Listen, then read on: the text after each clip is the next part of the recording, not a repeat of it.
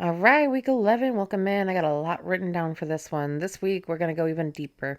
You've built your foundation, you've set your wards, you've been cleansing and banishing, but now it's time to face the part of yourself that can't be hexed away or cleansed out of existence.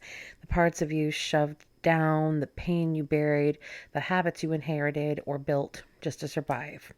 This is your week of shadow work and transmutation.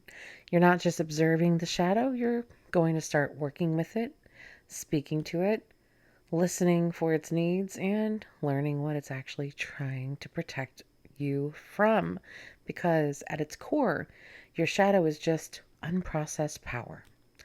Power that was pushed into the dark, and now we're going to retrieve it. So I want you to start by thinking of your most common triggers. What people say, what situations you dread, what kind of energy makes you defensive, spiral, shut down, or get loud? Write them all down and then sit with each one.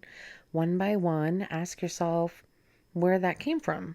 Ask yourself how old you were when you first felt that. Who taught you that? Whose voice is that in your head when you hear the inner critic? We're not just journaling to vent. We are doing forensic work. You're identifying the origin point of psychic scars. And I want you to approach this like an investigator, not a victim. You're not here to blame or coddle yourself. You're here to understand, because the most and the more you understand your own programming, the more conscious power you gain to rewrite it. Now let's talk about fear alchemy. Most people try to avoid fear, numb it, ignore it, or overcorrect it by pretending they're not afraid at all. But in this path, especially in baneful work, fear is a teacher. It's not weakness, it's a map. Fear shows you where your boundaries are thin. Fear shows you what still has power over you. Fear shows you what you're not yet sovereign over. And when you engage in fear alchemy, you're not just pushing through the fear, you're asking it what it needs, what it's trying to protect, and then offering it a new job. You can literally speak to your fear like a spirit. For example, you could say, I see you. I know you're trying to keep me safe, but I don't need protection from this anymore. I've grown. Your role is changing. Now you get to be my instinct, not my cage. This kind of inner dialogue seems simple, but it's potent, especially when it's done with full presence. You are rewriting the energetic contract. I want you to I want you to do this especially with fears that show up around your power, whether it's being too much, being disliked, being wrong, punished, or even succeeding. Some people fear success more than failure because success means responsibility, visibility, change, and it's easier to stay in the comfort of what you know than to risk outgrowing everyone around you. But if you're called to this path, that fear has to be transmuted, and no one else can do that for you but you. Now, I want to show you how this all ties back to magical resilience, because that's the goal of this week. Not just protection for the sake of survival, but the kind of spiritual fortification that lets you thrive even when people are praying against you or plotting against you. You're not just trying to avoid harm, but you're learning how to stand so strong in your energy that harm cannot root into you. And when it does try, you notice, you decide, and you respond. That's power. So here's your personal protection formula. You can start using this right away. Ground and shield daily, even if it's just for 3 minutes. Put your feet on the floor. Visualize energy running up from the earth into your body, and then imagine a glowing field around you, like a second skin. Make it sharp if you need it sharp, spiked, mirrored, smoky, whatever feels protective. Do it before you scroll. Do it before you work, before you leave the house, okay, so on and so forth. Ward your space weekly. And I don't mean just a quick salt line. I mean layered warding. Physical wards like mirrors, sigils, protective jars, spiritual wards, all that. Spiritual wards like prayers, offerings, energetic wards, whatever you see fit, okay? It's like setting boundaries with your time, your attention, and your emotions. We've already gone over some warding tools, so this is where you put it into motion. I want you to also keep an eye on your energy baseline as well. When something starts to feel off, fatigue, irritation, random anxiety, disrupted sleep, weird tech malfunctions, don't just brush it off. That could be your field talking. Okay, cleanse. Yeah, ask your spirits, light a candle. Don't wait for it to get worse. Okay, also speak your sovereignty out loud too. You don't have to scream it into the woods unless, well, you want to, but say it. Nothing enters my space without my permission. I call back all energy that is mine. I revoke consent to any energy, entity, or influence not aligned within my highest path. These are spells in themselves. Okay, now let's also talk about the more advanced shit, because you're not here to play in the shallow end forever. Protection magic isn't just defense, it's strategy. It's building a system that protects you while you live your life, not something you have to pause everything to do every time shit hits the fan. Think of it like magical infrastructure. You're not patching leaks, right? You're reinforcing the entire foundation. Okay, so here's where I want you to start. Thinking bigger. First, your wards should work while you're sleeping, while you're crying, while you're working. They should hold when you're not holding it all together, because sometimes we all lose our shit. And to do that, you need layers, okay? Not just physical objects, but spiritual reinforcements, intentional habits.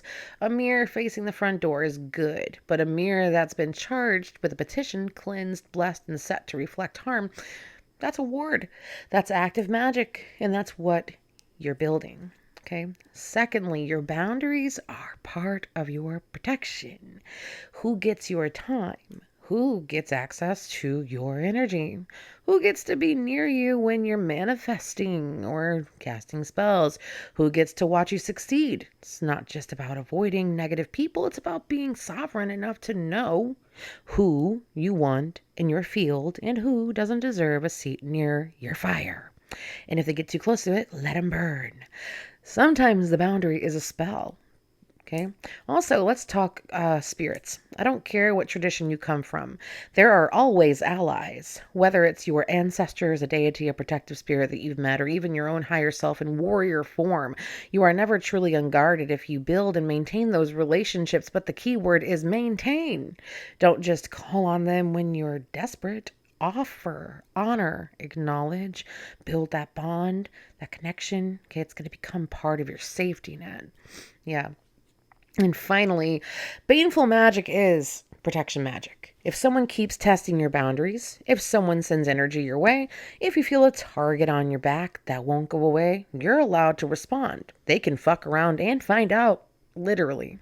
You're allowed to return, reverse, expose, dismantle, and hex the bitch if needed. And you don't need a coven vote to do it. Okay?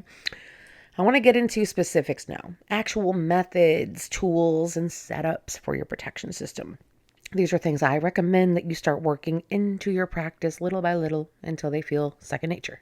First, daily or weekly energy hygiene. Just like brushing your teeth, you should be brushing your aura. This can be a quick floor to water sweep over the body, running your hands through your energy field to pull off junk, or taking a simple salt shower whenever you need, a cleanse from head to toe. Okay, speaking intention, saying something like, anything that isn't mine, be removed. Fuck off. I reclaim my energy. I release what doesn't serve me. I am shielded in all directions. Fuck off.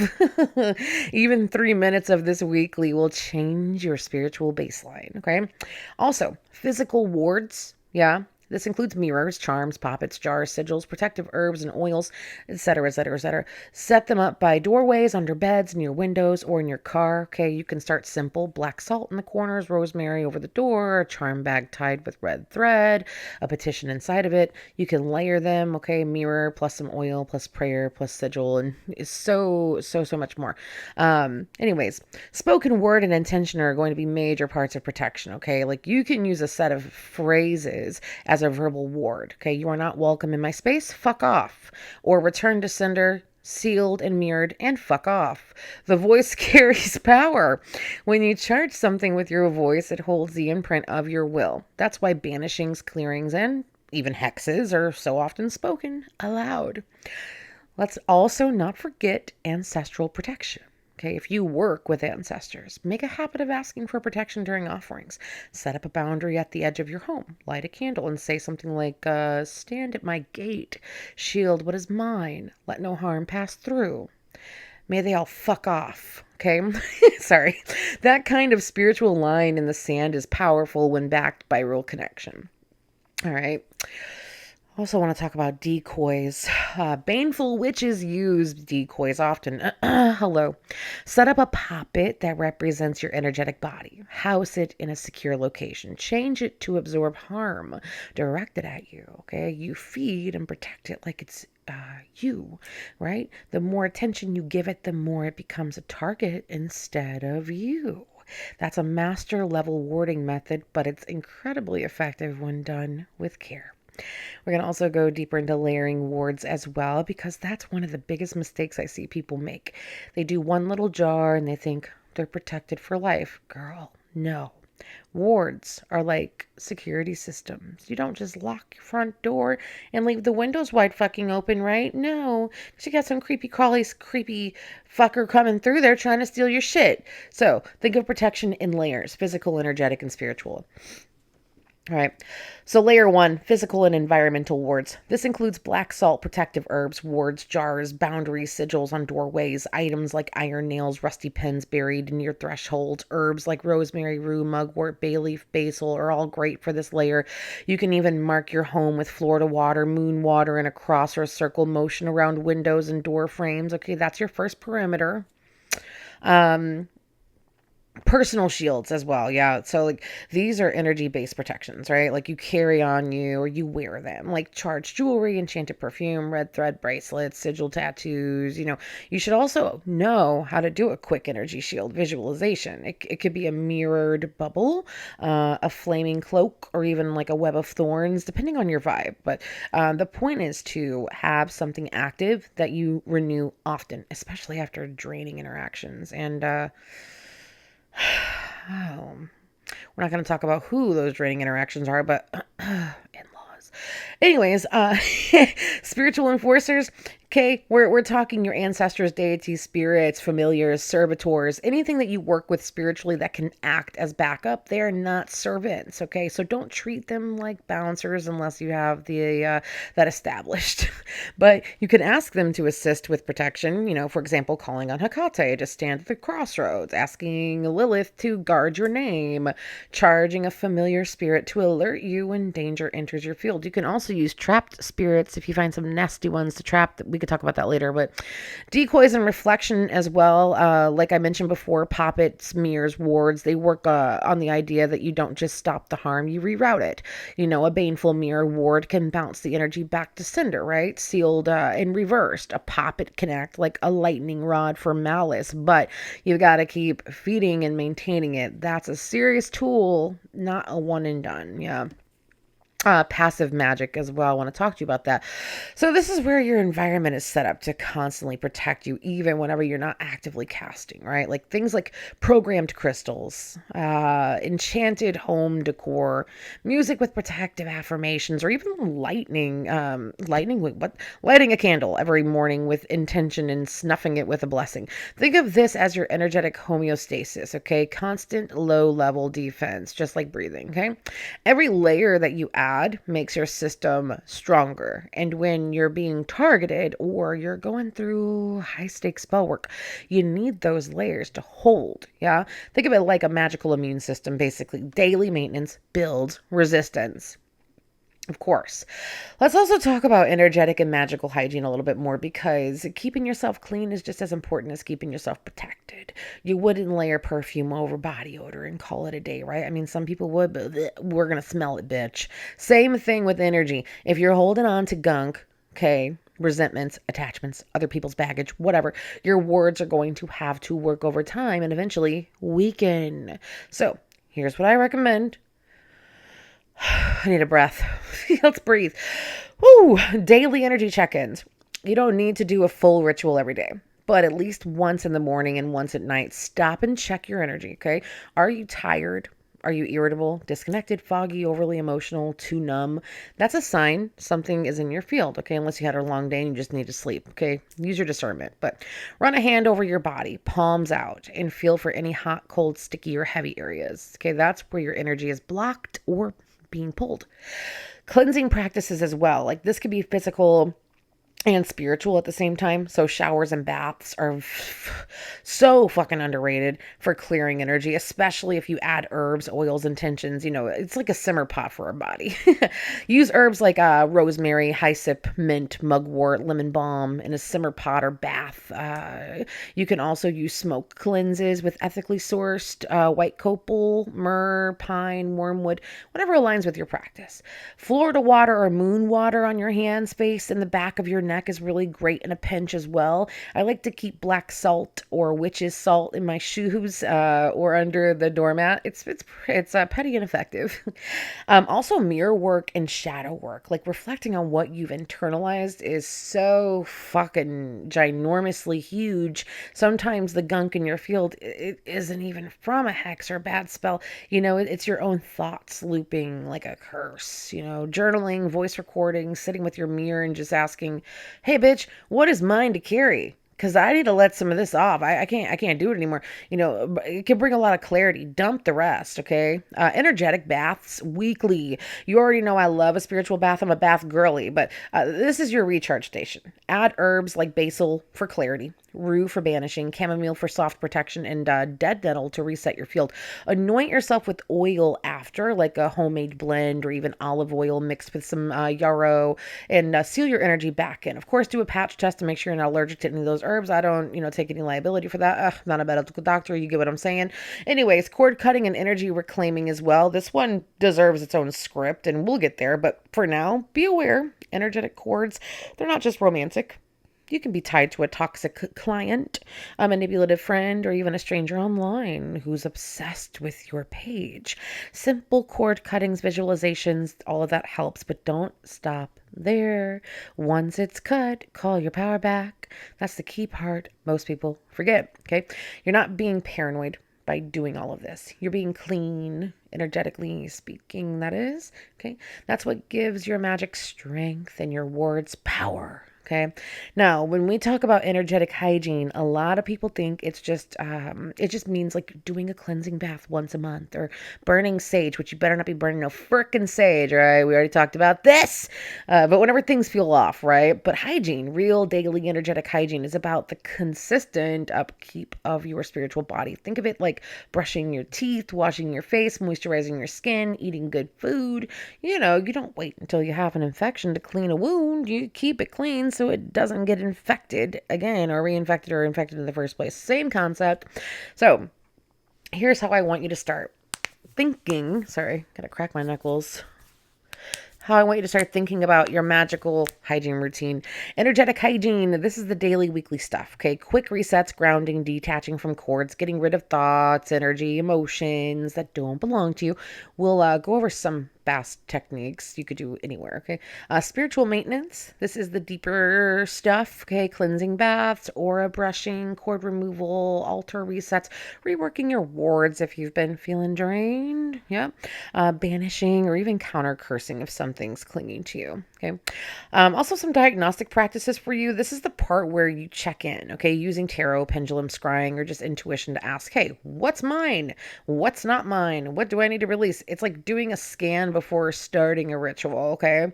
Some protective habits that you could pick up here, if you haven't already. Think of this like SPF for your energy field. Sigils on your body, mirrors by the door, protective jewelry, keeping your wards up before something happens. You can use sunscreen to put sigils on your body as well. Yeah, win-win. But win-win, because you're protecting yourself from the sun. You're also protecting yourself from scumbags.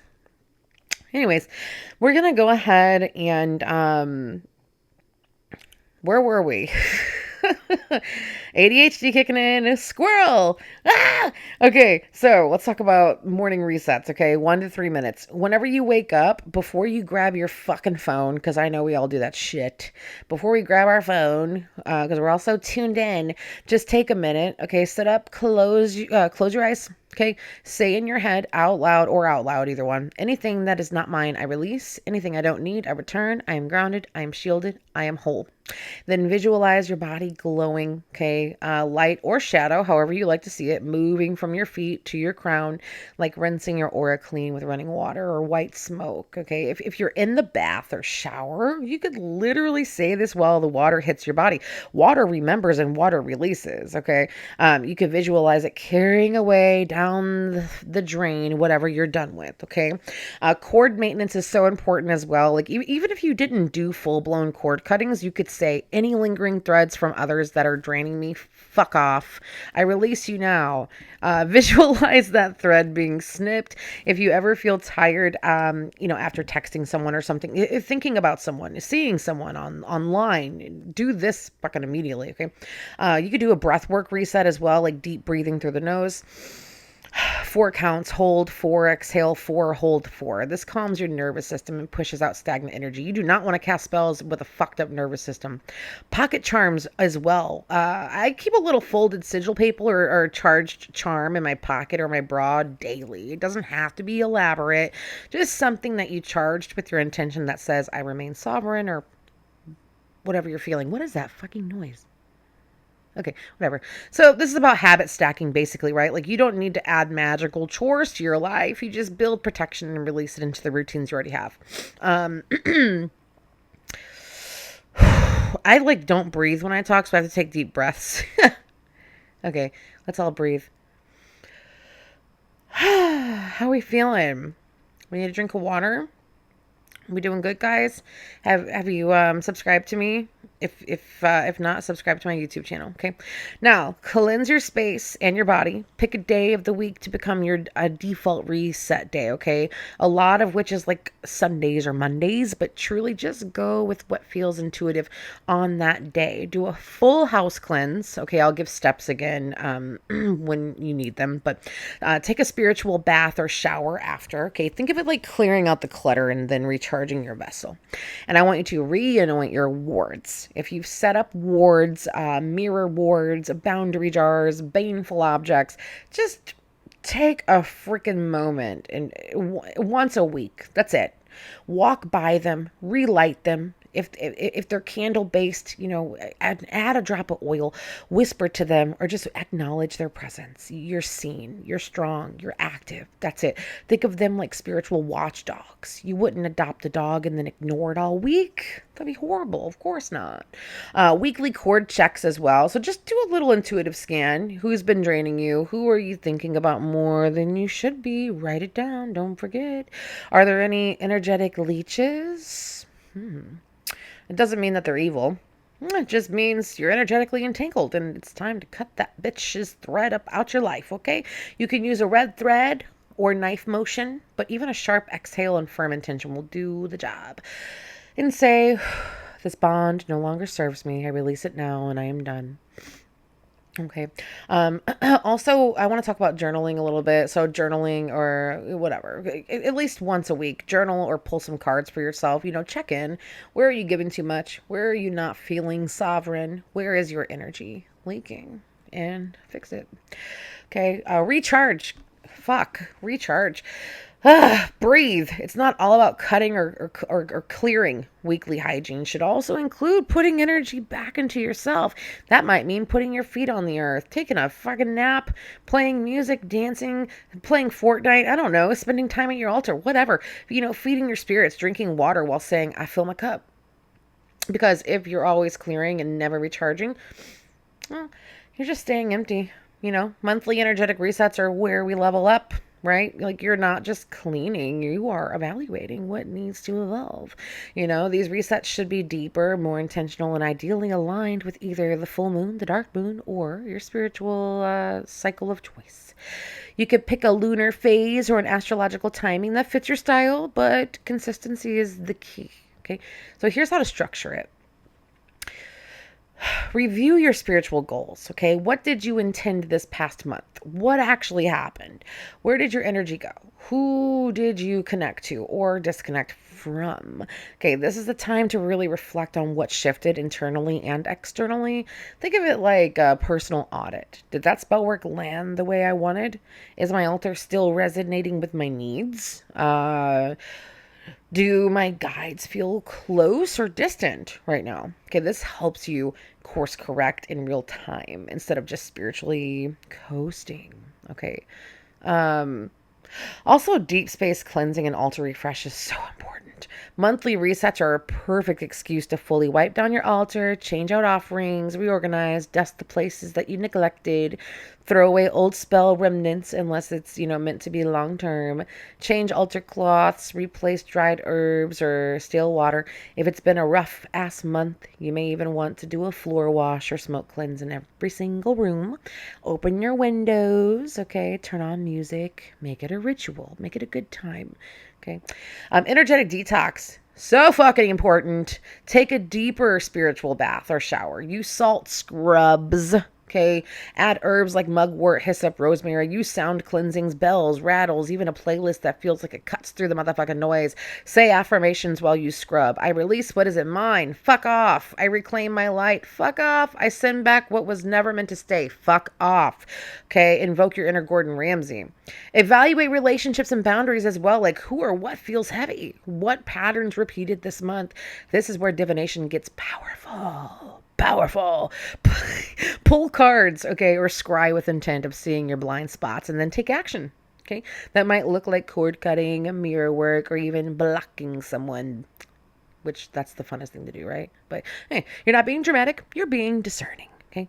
Also, recharge your spirits and your tools. Feed your spirits. Literally, offer food, incense, alcohol, energy. Okay. Recharge your tools under moonlight or near flame. Anoint candles. Re-bless jars. Breathe life into your sigils. Literally, blow your breath into it. You don't have to remake everything, but you do need to remind everything that it's active.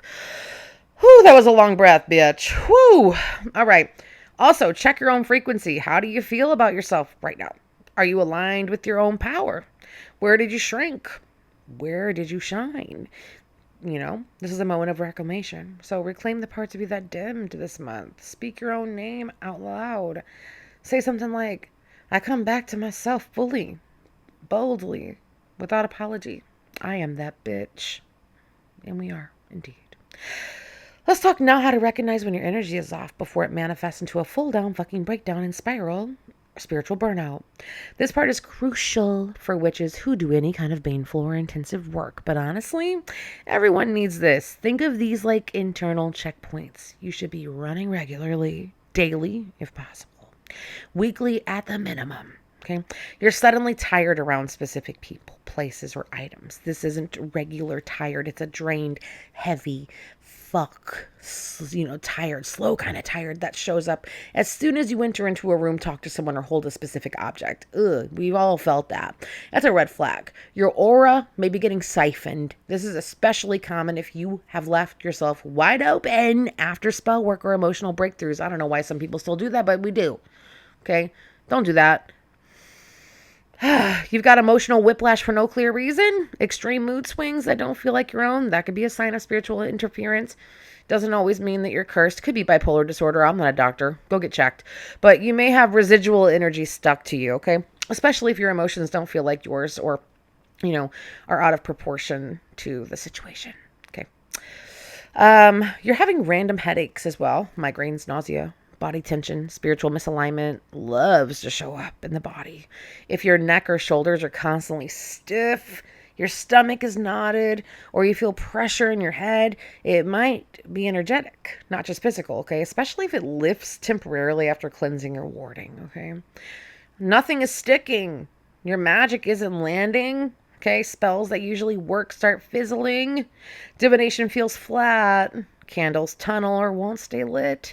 These are signs that something's blocking or distorting your current. Before you jump into more spell work, you need to clear the gunk. Otherwise, you're layering chaos on top of chaos, all right? And we don't want that, honey. You're isolating but not recharging. There's a difference between sacred solitude and spiritual avoidance. If you're pulling away from everyone and everything but still feel worse, not better, it's not a retreat, it's stagnation. That's a cue to reconnect with your spirits, your body, or your practice, okay? You're overthinking every little thing, girl. When your energy is off, your mind will try to fix it by obsessing. All right, you'll notice yourself second guessing all your decisions, ruminating over conversations, or trying to mentally solve something you should be intuitively moving through. Sorry, that's my split personality coming out. Very Jersey, we love her. That mental noise, that's a cue to reset your energy. All right, now let's go over how to actually reset your energy whenever it's off or when it's off, okay? Quickly, effectively, and without needing a perfect ritual space. This is especially important. It's especially important for folks who work banefully, channel regularly, or just naturally sensitive to energetic environments. These are your emergency flush tools, and I recommend doing them anytime you feel foggy, stuck, or fucked, or spiritually gunked. Do a quick fire and water cleanse, okay? Just run water over your hands and visualize any sludge or residue being rinsed away. Then pass your hands over a lit candle safely to reclaim clarity and spiritual fire. You're symbolically balancing the elements. Okay, we're flushing with water or water, all right? We're charging with flame. This alone can shift your whole damn vibe. Burn a clearing herb as well, please. Okay, some loose incense, whatever, mugwort, rosemary, cedar, a little dragon's blood, resin are all solid choices. Walk the smoke over your body, especially around the head, the back, and the neck, under the arms, and the soles of the feet. Imagine smoke pulling residue off of you and into the air where it dissolves. There it goes. Anoint your pressure points as well. Please take your cleansing or protection oil, Florida water, rosemary, infused oil, or your go-to, and dab it on your temples, your wrists, your sternum, and lower back. I have some oils for sale in my shop. Shameless plug. But speak out loud. I cut cords. I reclaim clarity. I call my spirit back. Bitch. Your voice is a tool. Use it. Take your shoes off. Please take your shoes off and go outside. Stand on bare ground, dirt, grass, pavement, worms, whatever. Just feel yourself reconnect, okay? If your mind is spiraling, speak aloud into the wind. Let it carry it off. Tell the squirrels about it, okay? This works even in a parking lot. You are a creature of the fucking earth. Reground yourself. Hail Gaia. Call your energy back as well, please. Okay, this one is so simple, but very potent. Speak aloud or silently. I call all pieces of myself from every person, place, object, interaction, and timeline where it has been left, taken, drained, or misplaced. That's why I tell people don't go do the free yes, no questions on TikTok. Just saying, but I return to my wholeness, okay? Repeat it, mean it, let yourself feel the shift. Also, close the energetic doors. Imagine any spiritual doors, quote unquote, you may have opened are now being sealed, locked, and blessed. Okay, visualize your aura as a mirrored dome, reflective on the outside, soft and protected on the inside. Okay, if you've been doing baneful work, oh, naughty, naughty. This is not optional. Close it all. All right. Now let's talk about long-term energetic hygiene. Okay. The habits that keep you clear, protected, and powerful before things go sideways. This is the maintenance phase. You don't wait for your car to explode to get an oil change, right? I hope not. Same thing with your spirit. Build a regular cleansing schedule. Just like brushing your teeth, like we said a million other times. Spiritual hygiene needs consistency at minimum. Again, once a week. Okay. Reminder, do a cleansing ritual or bath. Every month, do a deep and cleanse of your home, your altar, and yourself, okay? After any intense emotional event, immediately cleanse and reset. This keeps buildup from stacking up. You'll start to notice when something is off before it causes burnout, okay? Keep your physical space clean. Energetic clutter thrives in physical clutter, for real. You don't need to be spotless, but clear those floors up, okay? Wash your bedding. Keep trash out of the sacred spaces. The vibes in your home reflect your aura. If you feel stagnant, start by sweeping. Okay. Add protection layers as well to high traffic areas. If you live with other people or have clients coming over, whatever, your space is absorbing a lot. I was not calling you a prostitute. I don't know why I said clients coming over. Sorry. Oh, ward your front door with oil or salt, okay? Hang protection charms above entry points. Keep a mirror facing out the window. Put selenite wands above the doors, whatever. Refresh those monthly, okay? Tend to your spiritual tools, of course. Your decks, crystals, bones, your jars, whatever. They soak up energy. Cleanse them monthly or after heavy work. Okay, store them respectfully. Your tools are like extensions of you. They should be well treated, not thrown into a drawer like junk.